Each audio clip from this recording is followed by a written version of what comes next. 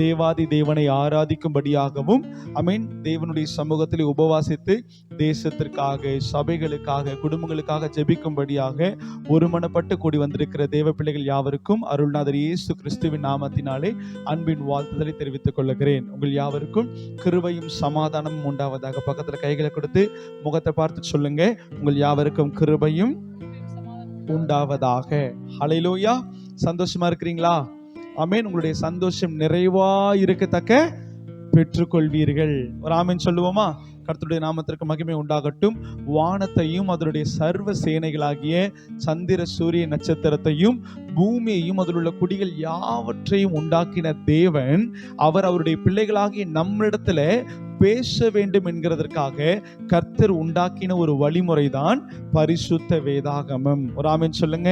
இந்த வேதத்தை திறந்து நம்ம வாசிக்க வாசிக்க கர்த்தருடைய ஆவியானவர் அவர் நம்மோடு கூட பேசுவார். இந்த வேதத்தின் மூலியமாய் அநேக நன்மைகளை நம்ம பெற்றுக்கொள்ளுகிறோம். ஒருவேளை மனம் பதறுகிற நேரத்தில் இந்த வேதத்தை திறந்து நம்ம வாசிக்கும் பொழுது, பயப்படாதே, நான் உனக்கு துணை நிற்கிறேன் என்று கர்த்தர் சொல்லுவார். யாருமே என் கூட இல்லையே அப்படின்னு சொல்லி அந்த நேரத்தில் வேதத்தை வாசிக்கும் பொழுது கர்த்தர், நான் உன்னை மறப்பதில்லை, தாயின் கருவில் உன்னை உருவாகும் முன்னே பெயர் சொல்லி அழைத்தேன் அப்படின்னு சொல்லி இந்த வேதத்தின் மூலியமாய் நம்மோடு கூட கர்த்தர் பேசுகிற நல்ல தகப்பனாய் இருக்கிறார். ஒரு ஆமென் சொல்லுங்க பார்க்கலாம். இந்த வேதத்திற்குள்ளேயே கர்த்தர் சொல்லி இருக்கிறார், அவருடைய பிள்ளைகளிடத்துல 40 வழிகளிலே கர்த்தர் பேசுவாராம். ஒரு தேவ பிள்ளையினிடத்துல ஆண்டவர் 40 மீடியம்ல அவர் தன்னை வெளிப்படுத்துகிற நல்ல தேவாதி தேவனாய் இருக்கிறார். அப்போ ஆண்டவர் நம்ம கூட பேசணுங்கிறதுக்காகத்தான் ஆண்டவர் உண்டாக்கின வழிமுறையே பரிசுத்த வேதாகமம். அவருடைய வார்த்தையை எழுதி நம்முடைய கரங்களிலே தந்திருக்கிறார்.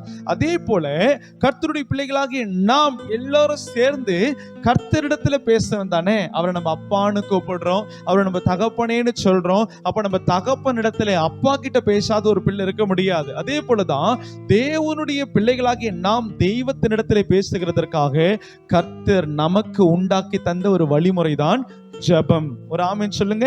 அப்ப தேவன் மனுஷங்கிட்ட பேசணும்னா எதன் மூலியமா கர்த்தர் பேசுவார்? வேதத்தின் மூலியமாய் பேசுவார். மனிதர்கள் தேவாதி தெய்வத்தினிடத்திலே பேச வேண்டும் என்றால் முழங்கால் படியிட்டு அப்பா பிதாவேன்னு கூப்பிட்டாலே அவர் ஓடோடி வந்து நம்முடைய ஜெபத்திற்கு பதில் தருகிறவராய் இருக்கிறார். ஒரு ஆமென் சொல்லுங்க பார்க்கலாம். ஆமென். நம்முடைய தெய்வத்திற்கு அநேக நாமங்கள் உண்டு. Jehovah Jireh, Jehovah Shalom, Jehovah Shammah, El Shaddai அப்படின்னு அநேக நாமங்கள் நம்முடைய கர்த்தருக்கு உண்டு. அவற்றில் மிக முக்கியமான ஒரு நாமம் என்ன தெரியுமா? சங்கீதம் 65வது அதிகாரம் 2வது வசனத்துல நம்ம வாசிக்கிறோம், ஜெபத்தை கேட்கிறவரே. ஒரு ஆமென் சொல்லுங்க. அப்போ கர்த்தருக்கு ஒரு பெயர் உண்டு, அந்த பெயர் தான் ஜெபத்தை கேட்கிறவர். கர்த்தருக்கு ஸ்தோத்திரம். இப்போ டாக்டர் அப்படின்னு சொன்னா அவங்க எதுல ஸ்பெஷலிஸ்டா இருப்பாங்க?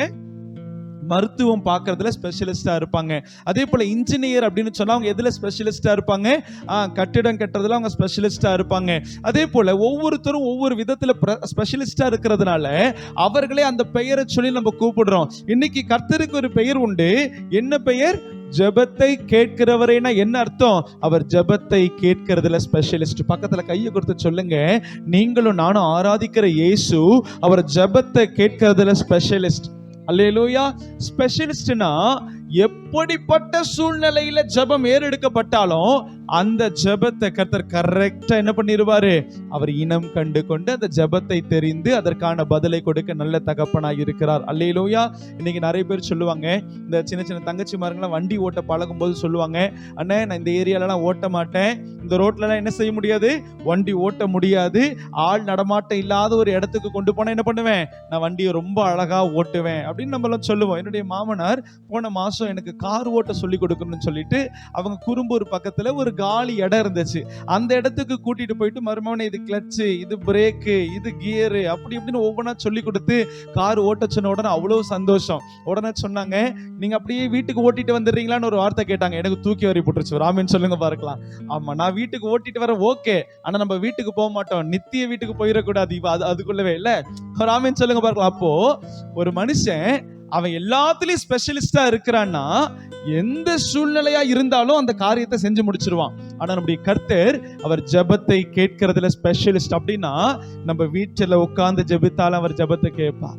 ஆலயத்துல உட்கார்ந்து ஜெபித்தாலும் கர்த்தர் ஜெபத்தை கேட்பார். வேலை ஸ்தலத்துல உட்கார்ந்து ஜெபித்தாலும் கர்த்தர் வேலை ஸ்தலத்துல இருந்து ஜெபத்தை கேட்பார். கடல்ல முழுகும் பொழுது இயேசுவே ரட்சியும் அப்படின்னு சொல்லி கடல் நடுவுல ஒரு ஜெபம் பண்ணாலும் இயேசு ஜெபத்தை கேட்பார். எல்லா சூழ்நிலைகளிலும் நம்ம ஜெபத்தை கேட்டு பதில் தருகிறவர் தான் நம்முடைய ஆண்டவர். அவருடைய நாமம் ஜெபத்தை கேட்கிறவர். உங்களுடைய ஜெபங்கள் கேட்கப்பட்டது. பக்கத்துல கைகளை கொடுத்து சொல்லுங்க, உங்களுடைய ஜெபங்கள்.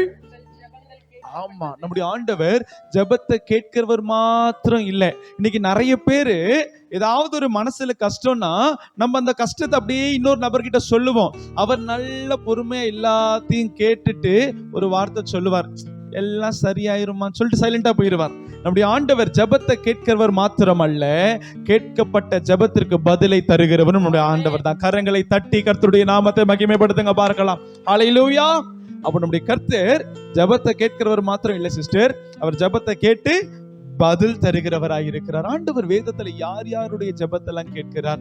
இந்த உலக பிரகாரமா பாருங்க, நம்மளுக்கு செல்வாக்கு இருந்துச்சுன்னா நம்ம ஒரு ஆபீஸ்ல போய் நின்னோன்னு வச்சுக்கொள்ளுங்க, அந்த இடத்துல நம்ம என்ன காரியத்துக்காக போனோமோ அவைகள் எல்லாம் சட சட சட சட மட மட மட மட நடந்துரும். ஆனா இந்த உலகத்துல எந்த செல்வாக்கும் இல்லாம, பண பலம் இல்லாம, பதவி பலம் இல்லாம, ஆள் பலம் இல்லாம உடஞ்சாம் போல போய் நின்று ஒரு இடத்துல போய் கேட்டோம்னா, இன்று போய் நாளைக்கு வந்தாலும் என்னதான் சொல்லுவாங்க, பேச்சில மாற மாட்டாங்க. இன்று போய் மறுநாள் வந்தாலும் என்னதான் சொல்லுவாங்க, பேச்சில மாறாம இன்று போய் நாளை வா. ஆனா நம்முடைய கர்த்தர் அவர் யார் யாருடைய ஜெபத்துக்கெல்லாம் பதில் சொல்றார் தெரியுமா? சங்கீதம் 102:16 சொல்லுது, அவர் திக்கற்றவர்களுடைய ஜெபத்தை அலட்சியம் பண்ணாமல் கேட்கிற கர்த்தர். அல்லேலூயா. சங்கீதம் 20:1 சொல்லுது, ஆபத்து காலத்தில் கர்த்தர் என்னுடைய ஜெபங்களை கேட்பார். ஒரு ஆமென் சொல்லுங்க பார்க்கலாம். அப்போ ஆண்டவர் அந்தி சந்தி மத்தியான வேளையில எந்த சூழ்நிலையா இருந்தாலும், எந்த இடமா இருந்தாலும், தேவ பிள்ளைகள் நம்ம ஜெபிக்கிற ஜெபத்திற்கு அவருடைய செவிகள் திறந்தவைகளும் கவனித்திருக்கிறவைகளுமா இருப்பதற்காக கர்த்தருக்கு ஸ்தோத்திரம். ஆமென் சொல்லுங்க பார்க்கலாம். எந்த சிச்சுவேஷனா இருந்தாலும் நம்முடைய ஆண்டவர் அவர் ஜெபிக்கிற ஜெபங்களை கேட்டு அவர் நமக்கு பதில் தந்து நம்மை மகிழ பண்ண அவர் போதுமானவராய் இருக்கிறார். ஒரு ஆமென் சொல்ல கேட்கலாம். ஆமென். ஆனா அநேக தேவ பிள்ளைகளுடைய இருதயத்திலே ஒரு கொஸ்டின் மார்க். பாஸ்டர், நான் எத்தனையோ வருஷமா இந்த ஒரு குறிப்பிட்ட காரியத்திற்காக ஜெபிக்கிறேன், எத்தனையோ வருஷமா கர்ப்பத்தின் கனியின் ஆசீர்வாதத்திற்காக ஜெபிக்கிறேன், எத்தனையோ வருஷமா என் பிள்ளைக்கு கல்யாணம் ஆகணும்னு நான் ஜெபிக்கிறேன், எத்தனையோ வருஷமா என் கடன் பிரச்சனைகள் மாறணும்னு நான் ஜெபிக்கிறேன். அது மாத்திரமல்ல, என் குடும்பத்தில் இருக்கிற எத்தனையோ பேர் ரட்சிக்கப்படாம மனம் போன போக்குல பாவத்தை தண்ணீரை போல குடிக்கிற ஒரு வாழ்க்கையில இருக்கிறாங்க. அவங்க எல்லாம் ரட்சிக்கப்படணும்னு நான் ஜெபிக்கிறேன். கிட்டத்தட்ட 2, 3, 5, 10 வருஷமா நான் ஜெபிச்சுட்டேன், அந்த ஜெபத்துக்கு இன்னும் என்ன வரல அப்படின்னு சொல்றது நம்மளால கேள்விப்பட்டிருக்கிறோம், நம்ம கண்ணாலையும் பார்க்கிறோம். ஒரு வேளையில நம்ம கூட ஒரு சில காரியத்திற்கு அநேக நாட்களாக ஜெபித்து ஜெபித்து ஜெபித்து சோர்ந்து போய் இந்த ஜெபத்தையே விட்டு விடுகிற ஒரு சூழ்நிலை. அப்போ ஜெபத்தை கேட்கிறவர் என்னும் நாமத்தை உடைய கர்த்தர் அவர் ஜெபத்தை கேட்பாரு. அந்த ஜெபத்திற்கு பதில் வர்றதும் வராததும் யார் கையில் இருக்கு தெரியுமா? உங்க கையை பார்த்து சொல்லுங்க, என் கையில தான் இருக்கு. நல்லா உங்க கையை பார்த்து சிரிச்ச முகத்தை சொல்லுங்க, இந்த கைக்கு தான் எல்லா அதிகாரத்தையும் கர்த்தர் தந்திருக்கிறார். அல்லேலூயா. ஆமென். நம்முடைய ஜெபத்திற்கு பதில், நம்முடைய ஜெபத்திற்கு பதில் நம்முடைய ஜெபம் முடிஞ்ச உடனேயே வரணுமா வராததான்னு எதை தெரியுமா தீர்மானிக்குது? ஜெபம் முடிஞ்சதுக்கு அப்புறம் நம்முடைய கிரியைகள் இருக்கு பாத்தீங்களா, நம்முடைய கிரியைகள், நம்முடைய செயல்கள், அந்த செயல்கள் தான் அதை தீர்மானிக்குது. இந்த ஜெபத்திற்கு பதில் வரணுமா வரக்கூடாதா என்று சொல்லி நான் தான் என் செயல்களின் மூலியமாய் தீர்மானிக்கிறேன். இந்த நாளில நம்முடைய ஜெபங்களுக்கு பதில் வராமல் தடையாய் தாமதமாய் இருக்கிறதுக்கான ஒரு 5 காரியங்களை பரிசுத்த ஆவியினுடைய துணையோடும் வசனத்தின் ஆதாரத்தோடு கூட நம்ம தியானிக்க போகிறோம். இந்த 5 காரியத்துல ஏதேனும் ஒண்ணு உங்களுடைய இருதயத்தில் இருந்துச்சுனாலும் நம்முடைய ஜெபத்திற்கு பதில் தாமதமாய் வருகிறதற்கு அதுதான் காரணமாய் இருக்கும். ஆமென் சொல்லுங்க பார்க்கலாம்.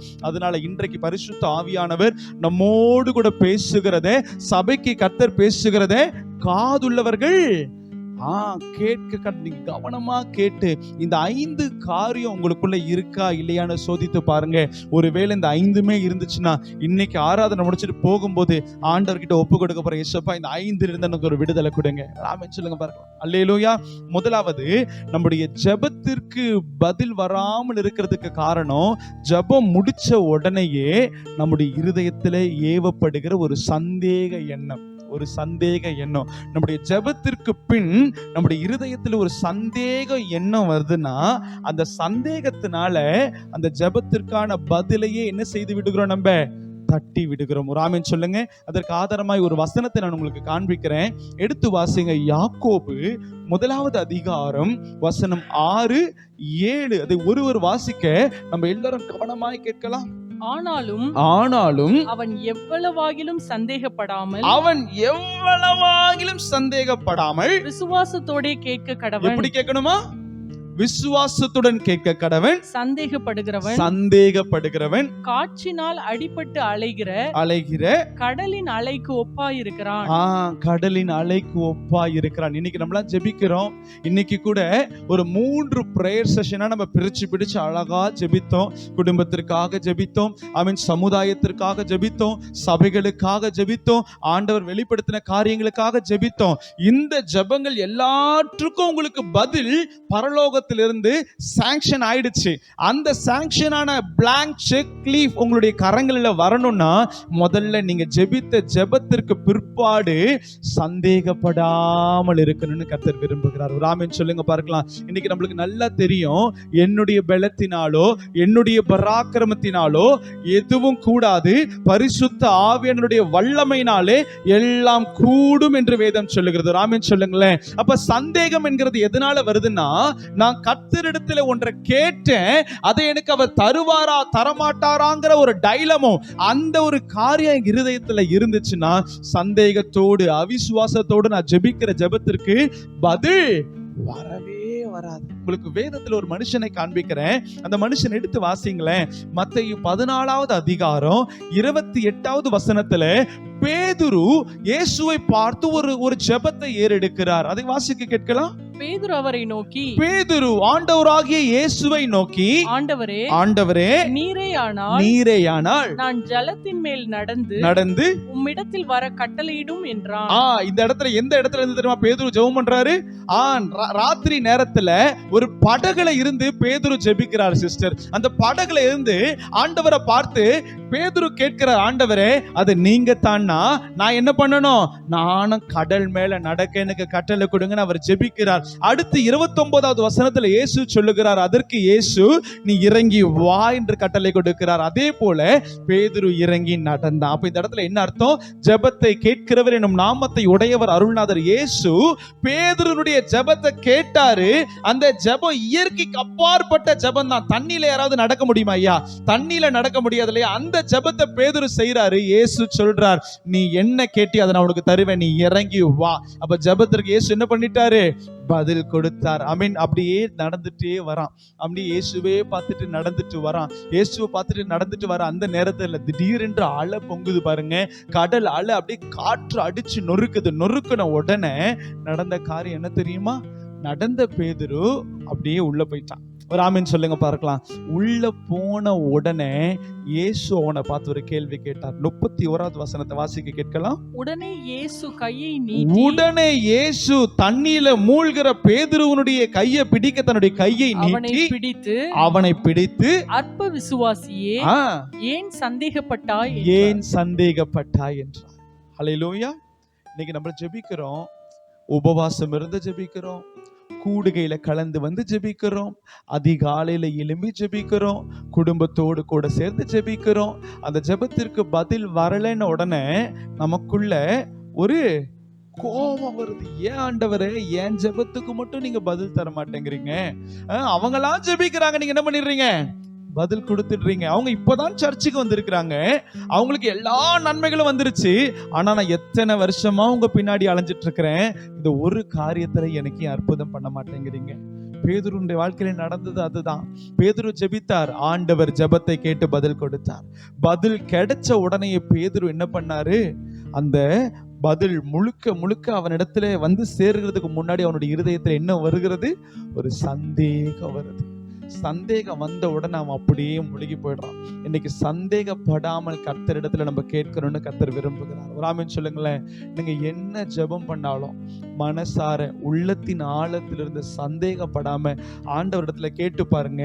கடல் மேல நடக்கிற காரியமா இருந்தாலும் கர்த்தர் உங்களுக்காக கடலையும் பிளந்து உங்களை நடக்க அவரை வைக்க போதுமானவரா இருக்கிறார். கரங்களை தட்டி கர்த்தருடைய நாமத்தை மகிமைப்படுத்துங்க பார்க்கலாம். ஹல்லேலூயா. அப்ப நம்முடைய ஜெபத்திற்கு முதல்ல பதில் தாமதமாறதுக்கு காரணம் என்ன தெரியுமா?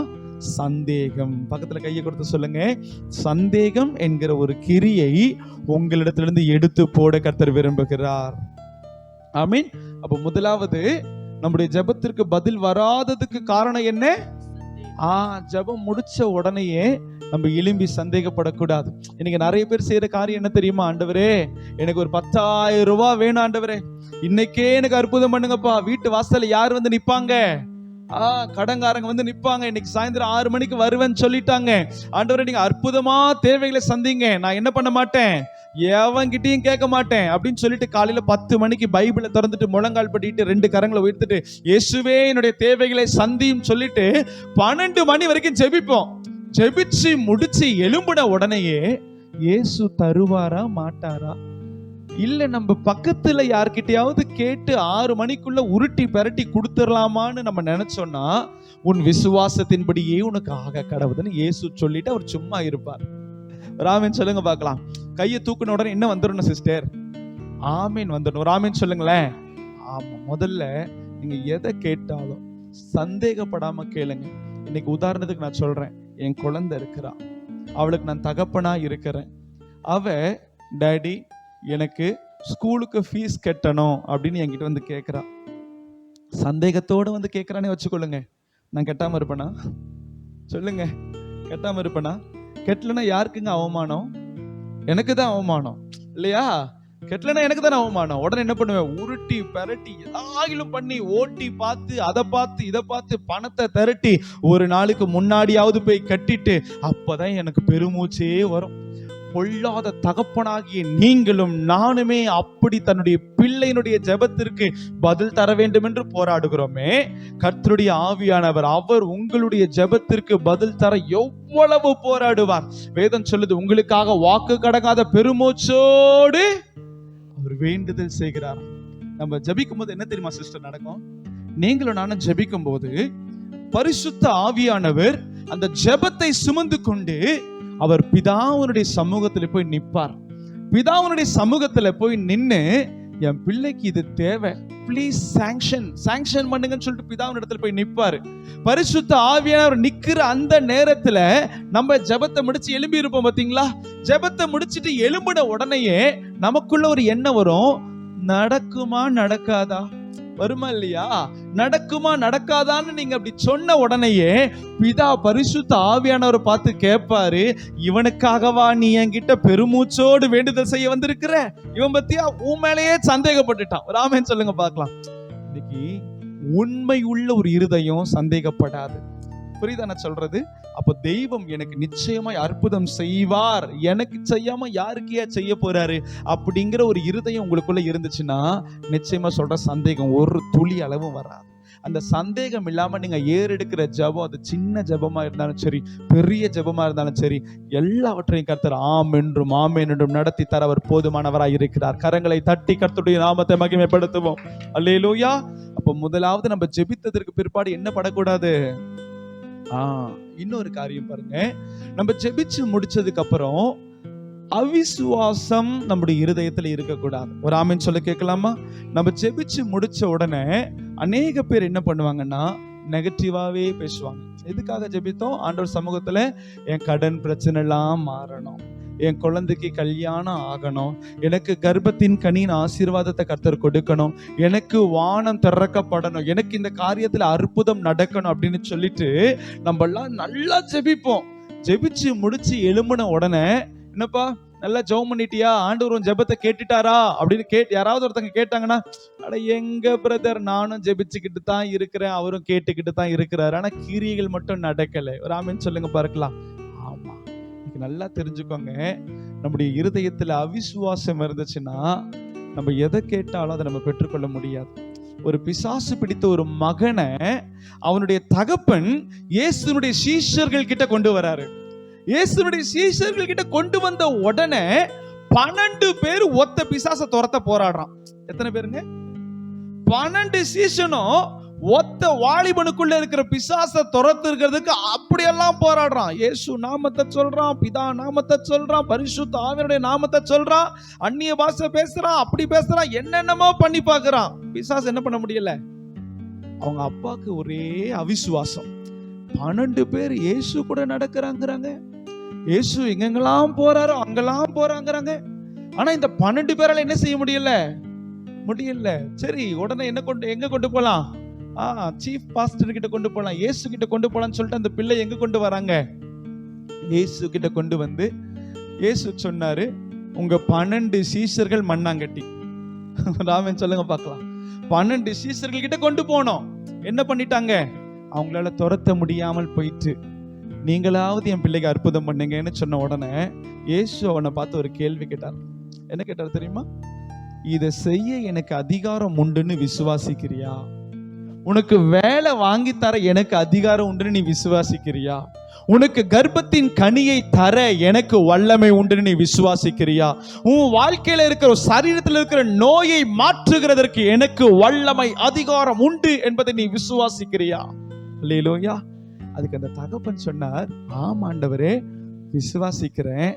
ஆனாலும் அந்த 12 பேரை பார்த்து என் இருதயத்துல ஒரு அவிசுவாசம் இருக்கு. அந்த அவிசுவாசம் நீங்கும்படி செய்யும்னு சொல்லிட்டு இயேசு கிட்ட ஜெபிக்கிறான்.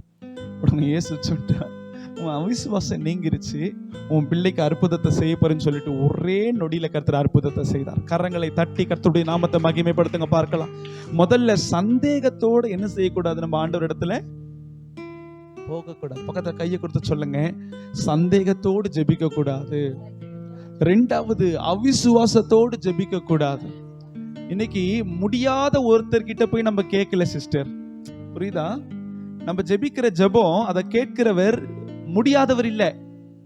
நம்முடைய ஆண்டவர் அவர் நல்லவராகவும் இருக்கிறாரு, வல்லவராகவும் இருக்கிறார். ஆமாவா இல்லையா? இன்னைக்கு உலக பிரகாரமா ஒரு மனுஷன் எடுத்துக்கொள்ளுங்க, அவர் ரொம்ப நல்லவரா இருக்கிறாருன்னா, அவரு ஏதாச்சும் அவர்கிட்ட ஒரு காரியத்தை கொண்டு போய் சேர்த்தோம்னா அவர் என்ன பண்ணுவாரு? அடடா இவ்வளவு கஷ்டப்படுறியப்பா, உனக்கு எல்லாம் நல்லபடியா நடக்கும்பா அப்படின்னு சொல்லிட்டு நல்ல மனசை தான் வெளிப்படுத்துவாரு.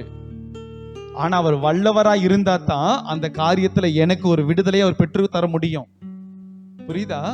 அப்ப நம்முடைய ஆண்டவர் நல்லவர் மட்டும் இல்ல, நம்முடைய ஜெபத்திற்கு எந்த சூழ்நிலையில எந்த எக்ஸ்ட்ரீம்ல உங்களுக்காகவும் எனக்காகவும் போய் யுத்தம் பண்ணி நல்ல பதிலை கொண்டு வருகிற வல்லவராகவும் நம்ம ஆராதிக்கிற கர்த்தர் இருக்கிறார். கரங்களை தட்டி கர்த்தருடைய நாமத்தை.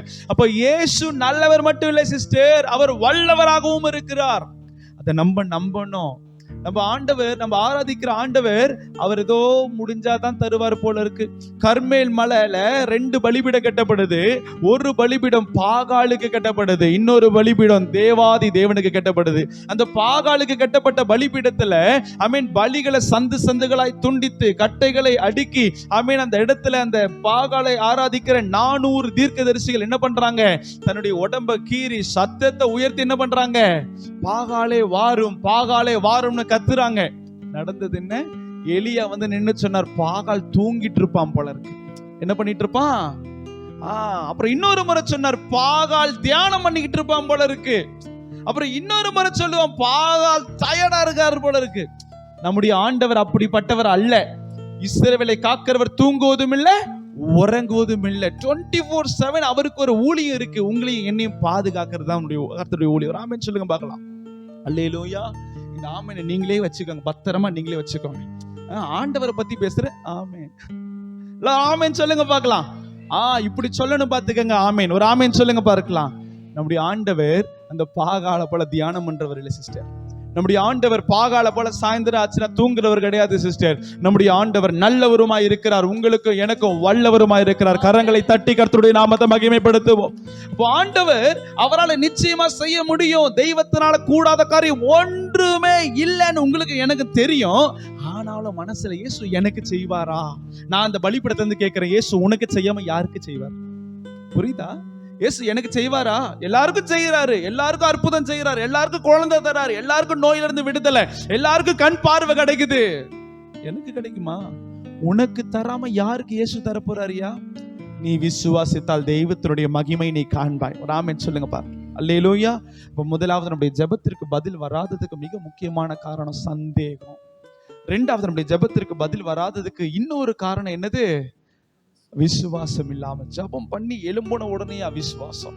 ப்ளீஸ், அவிசுவாசத்தை தூக்கி குப்பையில போடுங்க. சந்தேகத்தை மட்டும் என்ன பண்ணிடாதீங்க, கர்த்தரிடத்துல கொண்டு வந்துடாதீங்க. உங்க பலவீனமே சந்தேகம் தான். நம்முடைய பலன் யார் தெரியுமா? அவர் மேல பற்று வைத்திருக்கிற விசுவாசம் தான் நம்முடைய பலன். நம்முடைய பலவீனமே சந்தேகம் தான். ஒரு ஆமென் சொல்லிடுவோமா? அப்ப சந்தேகம், அவிசுவாசம் நமக்குள்ள என்ன பண்ணக்கூடாது? இருக்கக்கூடாது. மூணாவது ஒரு காரியம் உங்களுக்கு நான் ரொம்ப தெளிவா சொல்ல வேண்டும் என்று ஆசைப்படுறேன். இன்னைக்கு நம்மளாம் ஜெபிப்போம், ஜெபத்துக்கு பதில் வரணும்னு ஆசைப்படுவோம். என்ன தெரியுமா பண்ணுவோம்? காலையில 10 மணிக்கு தேவ சமூகத்துக்கு வருவோம். உதாரணத்துக்கு சொல்றேன், வந்து முழங்கால் படி போட்டு ஒரு தொடக்க ஜெபம் பண்ணுவோம். தொடக்க ஜெபம் முடிச்ச உடனே ஒரு துதி பாடல், ஒரு நன்றி பாடல், ஒரு ஆராதனை பாடல், 3 பாடல் பாடுவோம். பாடல் பாடி முடிச்ச உடனே பாவ அறிக்கை ஜெபம். பாவ அறிக்கை ஜெபம் முடிச்ச உடனே வேதத்தை திறந்து சங்கீதம் 1ல இருந்து 5 வரைக்கும் வாசிப்போம். வாசிச்சு முடிச்சு மூடின உடனே நம்ம ஒரு நோட்டை திறப்போம் பாருங்க. நம்ம பிரேயர் நோட்டு லிஸ்ட் பயங்கரமா இருக்கும். அந்த லிஸ்ட் எல்லாத்தையும், ஆண்டவரே இது தாங்க, அது தாங்க, அப்படி தாங்க, பிள்ளைக்கு கல்யாணம் நடக்கணும், நோய் விலகணும், கடன் பிரச்சனை அடையணும், இந்த மாதிரி எல்லாத்தையும் வட வட வட வட வடன்னு வேகமா படிச்சு முடிச்சுட்டு டைமை பார்ப்போம். மணி கரெக்டா 12, சாப்பாடு பொங்குற நேரம். உடனே மூடி வச்சுட்டு, ஆண்டவரே என் ஜெபத்தை கேட்டதுக்காக ஸ்தோத்திரம், என்னோட ஜெபத்துக்கான பதில் நீங்க தந்ததுக்காக ஸ்தோத்திரம் அப்படின்னு சொல்லி எலும்பி குடு குடு குடுன்னு என்ன பண்ணிடுறது? அந்த இடத்தை விட்டு போயிடுறது. நான் சொல்றேன், ஜெபம் முடிச்ச உடனே அந்த இடத்துல நீங்க அமர்ந்துருங்க. அந்த இடத்தை விட்டு ஓடக்கூடாது. ஒரு ஆமென் சொல்லுங்க பார்க்கலாம். இன்னைக்கு நிறைய தேவ பிள்ளைகள் சண்டே சர்வீஸ் முடிச்சு என் ஆத்துமாவேன்னு எப்படி தெரியுமா?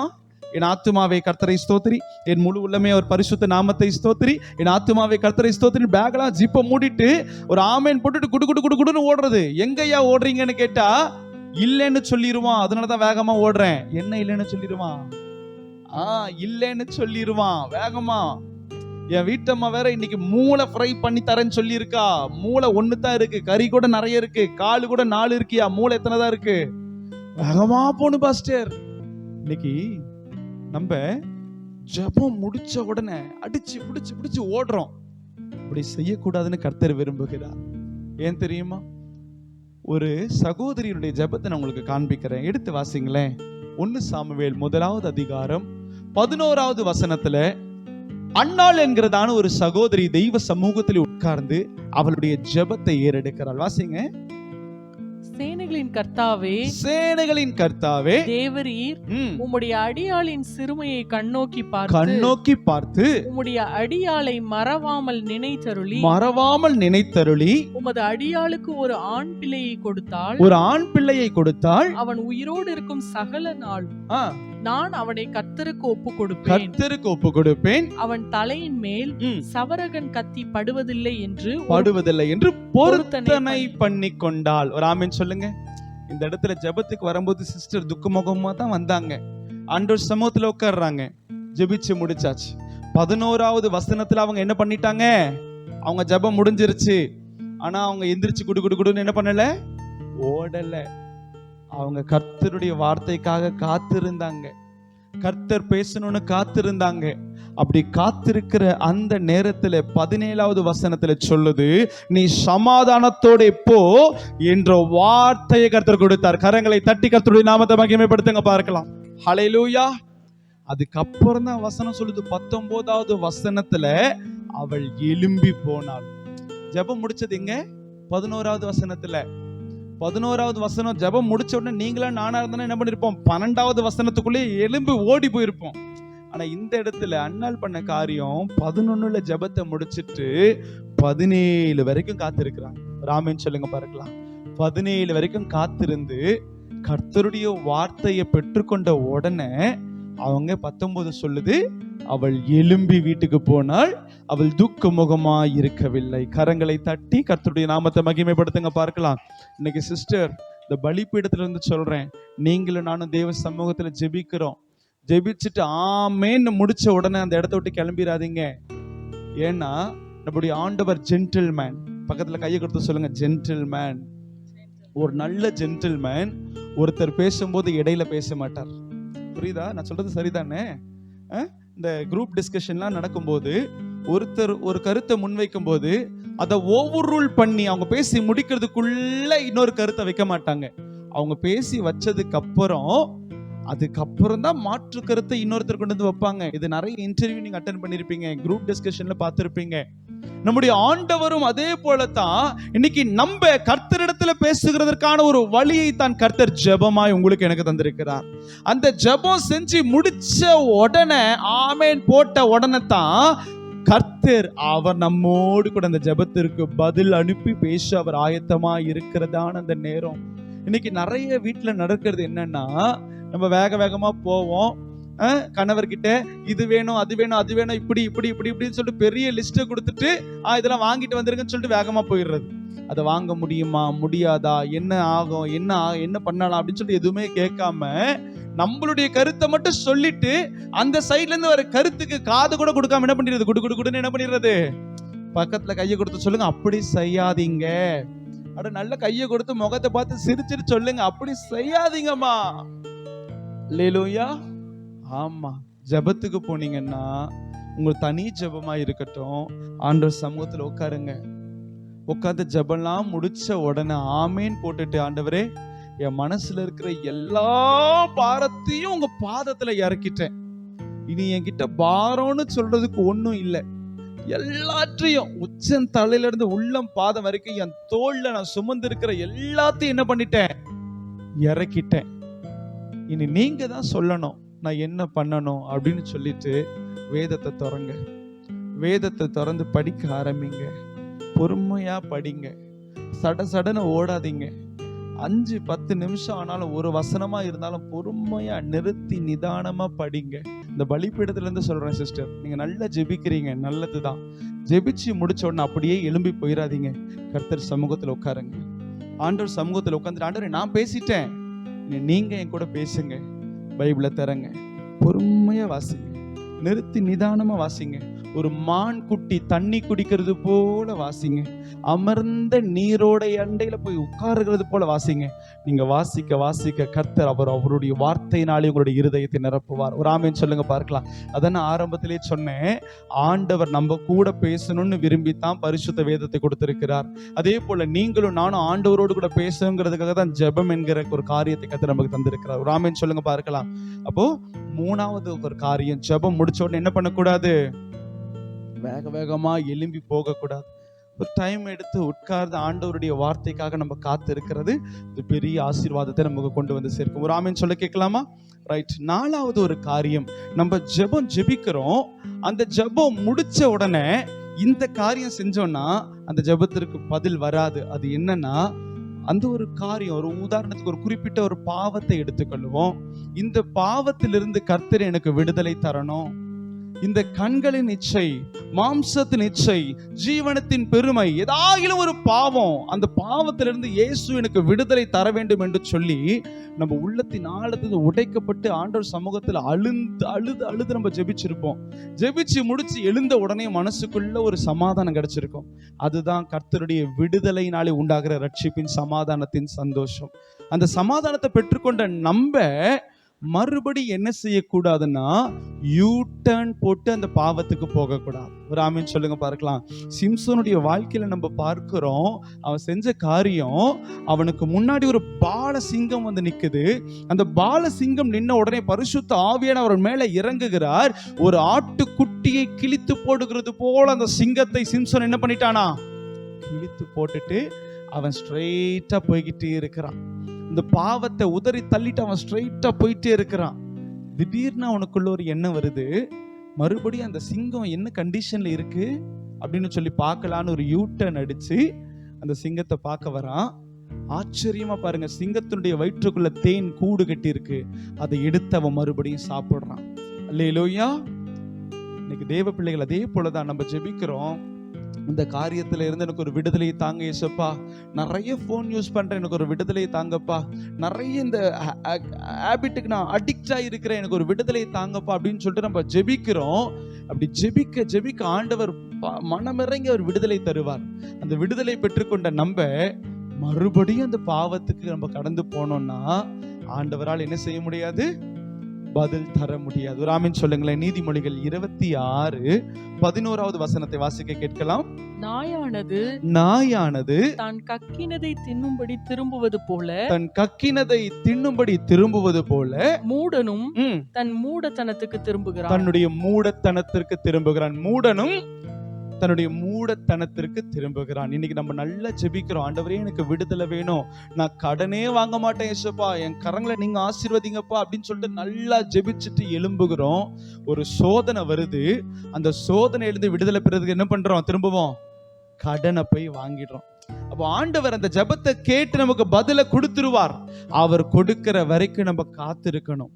ஒருவேளை அவருடைய நேரம் நம்முடைய நேரத்திற்கு மேட்ச் ஆகாம கொஞ்சம் தாமதமா இருந்துச்சுன்னா நம்ம செய்யக்கூடாத காரியம், நம்ம மாம்சத்தினால ஒரு காரியத்தை செஞ்சு அந்த எல்லாவற்றையும் ஸ்பாயில் பண்ணாம நம்ம இருக்கணும். ஆமென் சொல்லுங்க பார்க்கலாம். அப்ப நீங்க ஒரு காரியத்துக்காக ஜெபித்தீங்கன்னா எக்காரணத்துக்கு கொண்டும் நீங்களே அதை மீறி இருக்கக்கூடாது. அது எப்படிப்பட்ட ஒரு சூழ்நிலைன்னா, ஒரு குழந்தை அழகா மணல்ல ஒரு வீடு கட்டுது.